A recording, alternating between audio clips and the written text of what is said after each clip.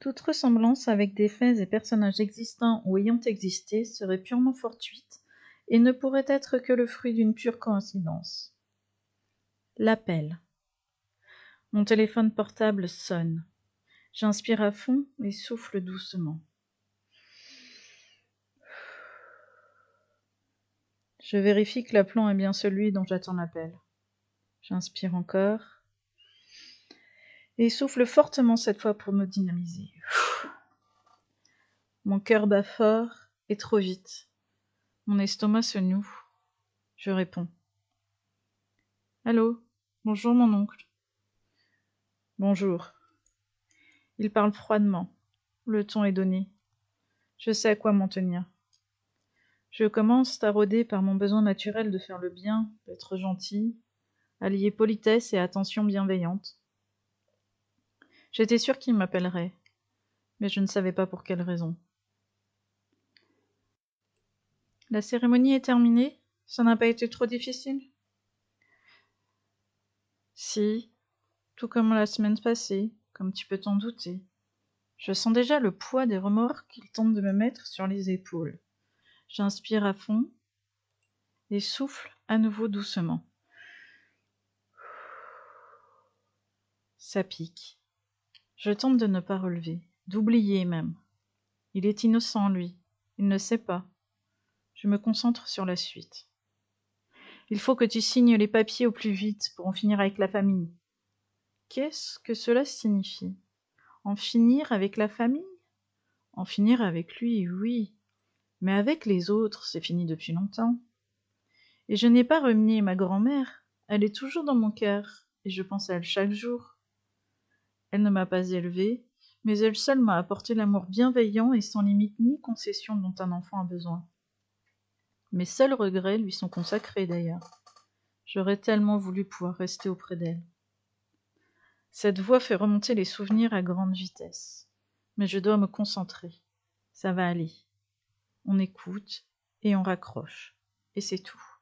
Les souvenirs auront bien le temps de remonter et de me tourmenter plus tard.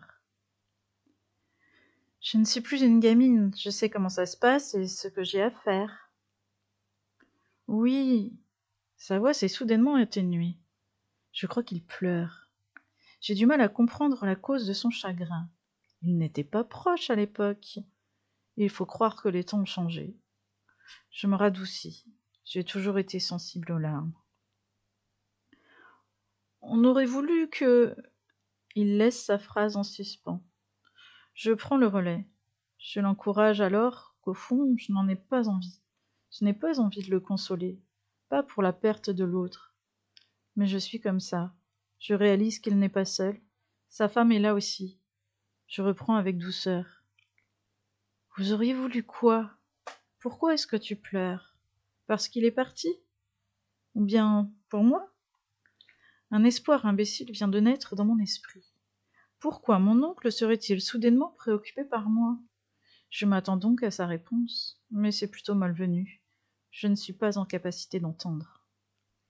Qu'il soit parti. J'inspire encore, et cette fois-ci mon souffle fond dans un profond soupir. Pardon, mon oncle, je sais que je n'ai pas l'air d'être touchée.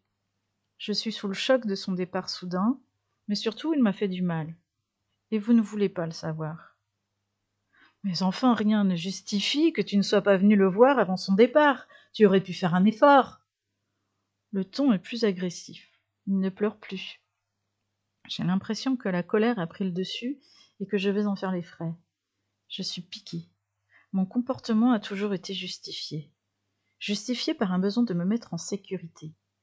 Il insiste et j'essaye de rester sur ma décision. Je ne lui dirai rien. Il ne mérite pas d'être déçu par l'autre qu'il a apparemment tant aimé. Je ne veux pas le blesser. Mais il continue. Et il a essayé de te joindre à plusieurs reprises. Tu ne veux pas le savoir. Je laisse les paroles défiler, glisser sur moi, tentant de ne plus les entendre. Mais c'est trop. Il s'entête. Le ton de sa voix enfle, il parle fort dans le combiné maintenant. Et je m'acharne, répétant « Vous ne voulez rien savoir. Et ta grand-mère ?» C'en est trop. Pas elle. Il n'a pas le droit de la citer. Il doit se taire, je n'en peux plus. La colère et l'indignation montent subitement. Je lâche froidement. Il n'a jamais versé de pension. Il n'a même jamais su ma date de naissance. Il ne s'est jamais intéressé à moi que pour... Il buvait comme un trou, et ensuite il venait m'embêter dans mon lit. C'est sorti. Ça soulage, d'un poids. Mais je réalise l'implication. Il m'a poussé à bout. Tant pis. Après tout, j'ai toujours cherché à protéger tout le monde. Mais je réalise à cet instant que personne, sauf grand-mère, ne m'a protégée. Il était temps, peut-être. Il s'est tu dès que j'ai parlé. Le silence s'éternise quelques secondes. Oui, mais il a arrêté de boire. Son ton est comme outré, comme si cette information invalidait les actes de mon père. Oui, mais le mal est fait. Mais enfin, depuis tout ce temps, tu aurais pu lui pardonner. C'est reparti. Il recommence. Je me sens malmenée. La colère est toujours là, mais je la contiens avec peine. C'est une colère froide, sourde. Bon, tu veux vraiment savoir?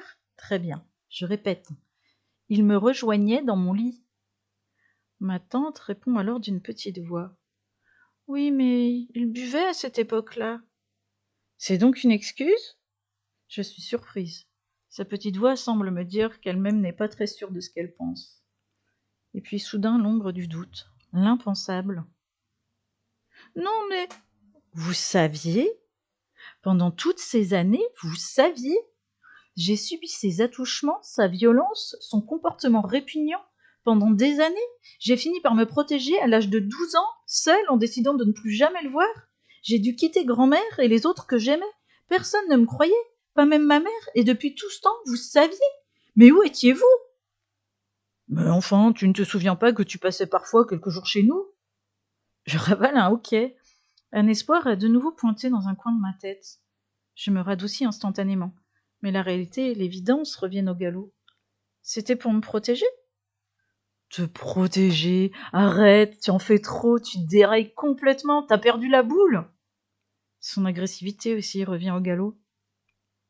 Non seulement j'ai subi ses attouchements et son alcoolisme, mais en plus je n'étais pas la seule. Il frappait ma mère quand ils étaient mariés.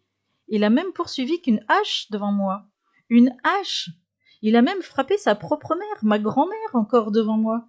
Il m'a frappé aussi, d'ailleurs. C'était un obsédé sexuel. Et en bon vieux pervers qu'il était, il a même fini par se trouver une femme plus jeune que moi en Afrique et par lui faire un bébé. Et cette pauvre femme n'a jamais pu s'émanciper. Il l'a installée dans un endroit retiré et ne lui a même pas fait passer son permis de conduire. La machine était lancée. Je déversais les mots qui me donnaient l'impression de bouillonner à l'intérieur de moi. Mais il m'interrompit d'une voix froide et implacable. Tu es encore plus conne que je ne le croyais. Très bien, je n'ai donc plus rien à te dire. Je raccrochai enfin et m'effondrai sur le sol, me retenant de hurler. Si la mort de l'autre avait encore réveillé mes cauchemars, la douleur ne me quittait jamais. Elle m'accompagnait partout, toujours, depuis bien avant mes 5 ans, et je la ramassais pour la ranger à sa place, au fond de ma tête. Le pervers était parti, mais je savais qu'il continuerait à me hanter.